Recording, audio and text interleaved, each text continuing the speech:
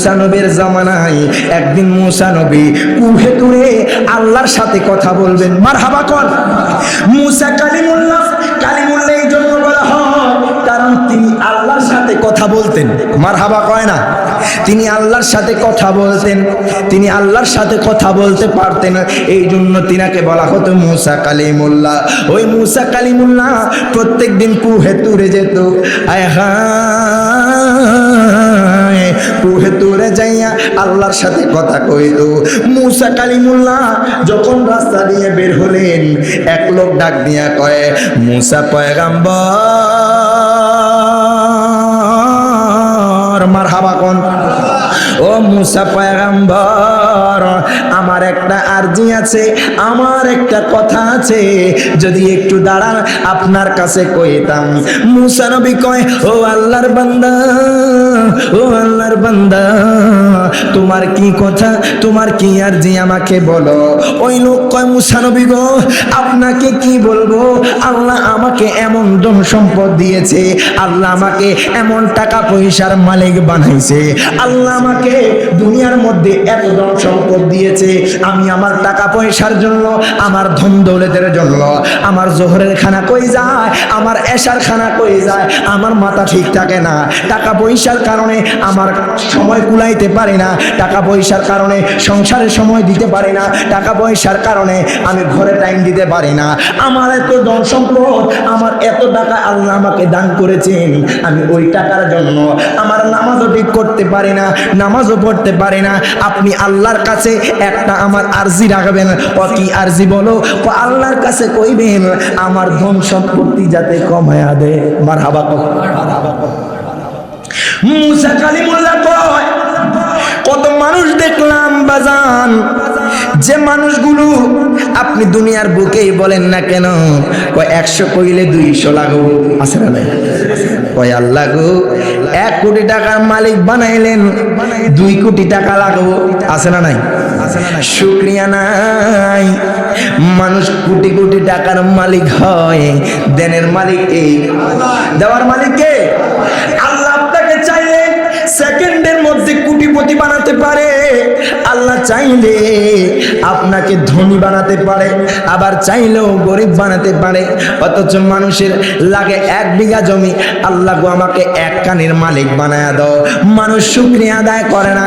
ওই আল্লাহর বান্দা কয়, মুসা পয়গাম্বর, ও মুসা পয়গাম্বর, আপনি তো প্রত্যেক দিন আল্লাহর সাথে কথা বলেন, আমার একটা আরজি আছে, আপনি আল্লাহর কাছে যাবেন, যাওয়ার পর প্রত্যেক দিন তো আপনি আল্লাহর সাথে কথা কন, আজকে আমার এই কথাটা আল্লাহর কাছে তুলবেন। ও মুসা পয়গাম্বর, ও মুসা পয়গাম্বর, আল্লাহর কাছে বলবেন আল্লাহ যাতে আমার ধন সম্পত্তি কমায়া দেয়। মারহাবা কর। দুনিয়ার মধ্যে মানুষ টাকার জন্য, জায়গা জমির জন্য, ভাই বলেন, বন্ধু বলেন, আত্মীয় স্বজন বলেন, সবার সাথে ঝগড়া ফাসাদ লাগে কি লাগে না? কেউ একটু কম পাইলে, কেউ একটু জায়গা জমি কম পাইলে মারামারি লাগে, কোবাকুবি লাগে।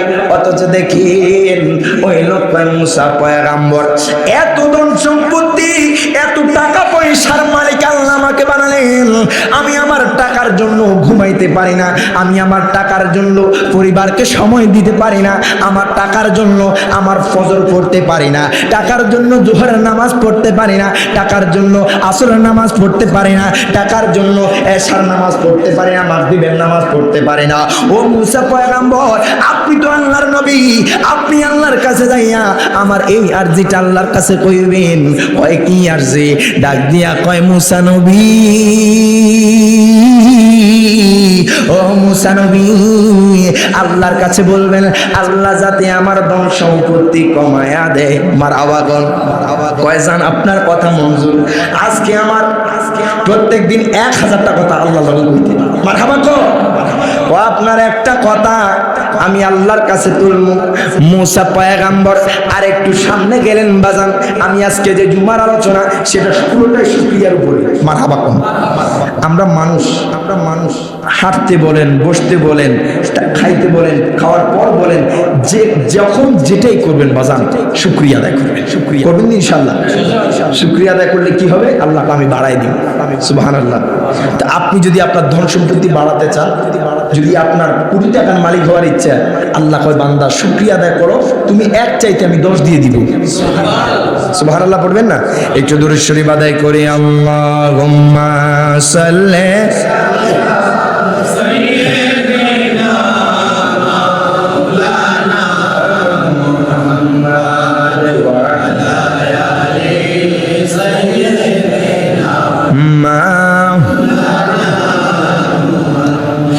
আব্বাজান বাবাজান রে, ও আমার মুরব্বী বাবারা, ও আমার সরাপতির ভাইরা, আল্লাহ কয় তোমরা আমি আল্লাহর যদি শুকরিয়া আদায় করো, আল্লাহ কয় বান্দা বান্দা বান্দারে আমি তোমাদেরকে বাড়িয়ে দিব। শুকরিয়া আদায় না করলে আল্লাহ কয় আমার কঠিন শাস্তি রয়েছে। ও বান্দা বান্দারি, তোমরা আমি আল্লাহর শুকরিয়া আদায় করো, আমি আল্লাহ তোমাদেরকে বাড়াতে দ্বিধাবোধ করব না।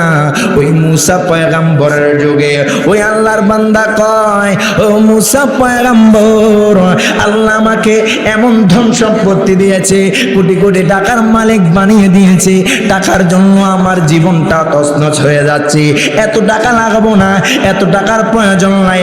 আল্লাহকে কইেন আমার ধন সম্পত্তিটা যাতে একটু কমায়া দেয়।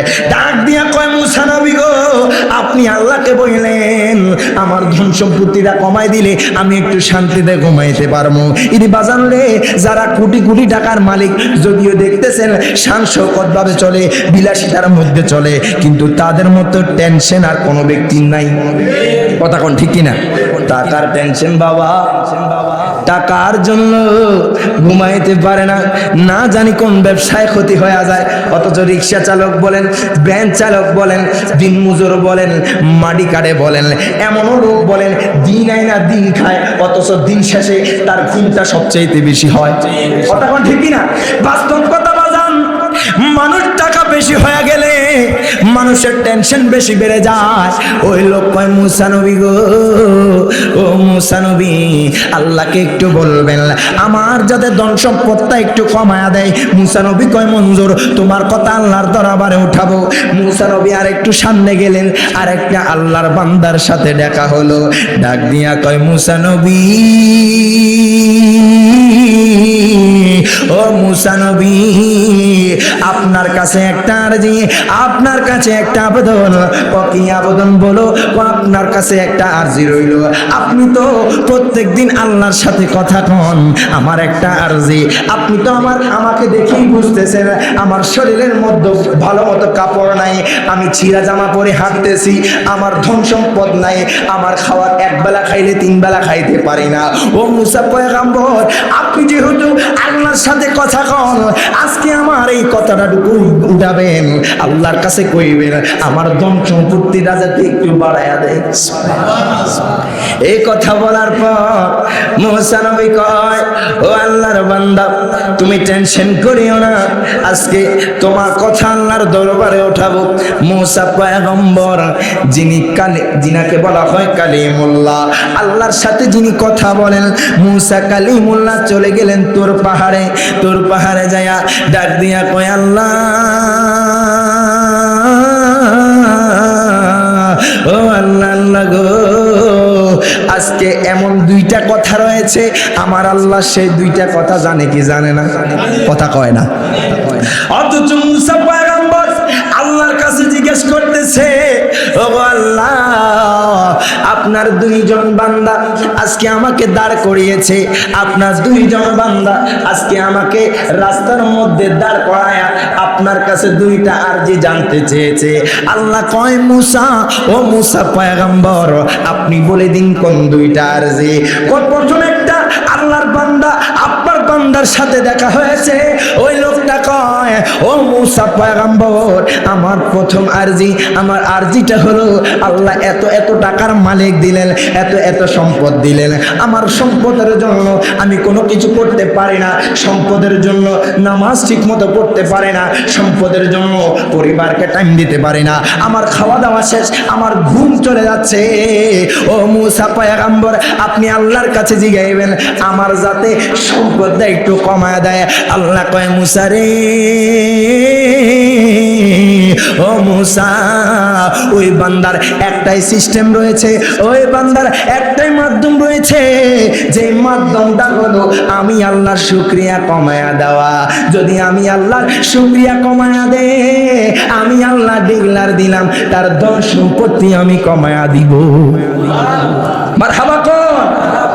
এই জন্য বলি বাজান, যদি আপনি চান আপনার ধন সম্পদ বাড়াইতে, যদি চান প্রত্যেকটা নিয়ামতের ধন সম্পদ বাড়াইতে, আল্লাহর যত নিয়ামত নিচ্ছেন, যত ধন সম্পত্তি আপনার রয়েছে, যদি চান বিত্তশালী হতে, শুকরিয়া আদায় করেন, দেখবেন আল্লাহ বাড়িয়ে দিবে। সুবহানাল্লাহ, সুবহানাল্লাহ। ওই আল্লাহ গো, দ্বিতীয় একটা লোকের সাথে দেখা হয়েছে। ওই লোকটা বলল, ওগো আল্লাহ, আমার কোনো ধন সম্পদ নাই। ওই লোকটা আমারে কইল, আল্লাহ আমাকে এমন অবস্থায় রেখেছে, আমি ভালো করে চলতে পারি না, আমি ভালো করে খাইতে পারি না, এক বেলা খাইলে দুই বেলার খবর নাই, আমার পরিবারকে খাওয়াইতে পারি না। ও মুসা পয়গম্বর, আপনি আল্লাহর সাথে কথা কন, আপনি আল্লাহর সাথে প্রত্যেক দিন তোর পাহাড়ে গিয়া কথা কন, আমার এই আরজিটা জানায়া দিয়ে না, আল্লাহ যাতে আমার ধন সম্পত্তি বাড়া দেয়। আল্লাহ কয়, মুসা, ও মুসা, আমার ওই বান্দাকে বলবা আমি আল্লাহর শুকরিয়া যাতে বেশি বাড়ায়া দে। মারহাবা কইতেন না, কইতেন না? এরে বাজান রে, শুকরিয়া আদায় করলে কি লাভ? মুসা পয়গম্বর আল্লাহর সাথে কথোপকথন শেষ করলেন, এবার চলে গেলেন আবার নিজের বাড়ির উদ্দেশ্যে। মুসা পয়গম্বর যখন রাস্তা দিয়ে যাচ্ছিলেন, ওই প্রথম লোকের সাথে দেখা, ডাক দিয়া কয়, মুসা পয়গম্বর, ও মুসা পয়গম্বর, আপনাকে বলেছিলাম আল্লাহর কাছে আমার একটা আরজি জানাইতেন, আমার ধন সম্পত্তিটা যাতে কমায়া দেয়, আপনি কি বলছেন নি? মুসা নবী কয়, আল্লাহর বান্দা, ও আল্লাহর বান্দা, আল্লাহর কাছে তোমার এই আরজি জানাইছি, আল্লাহর কাছে তোমার এই আরজি বলছি।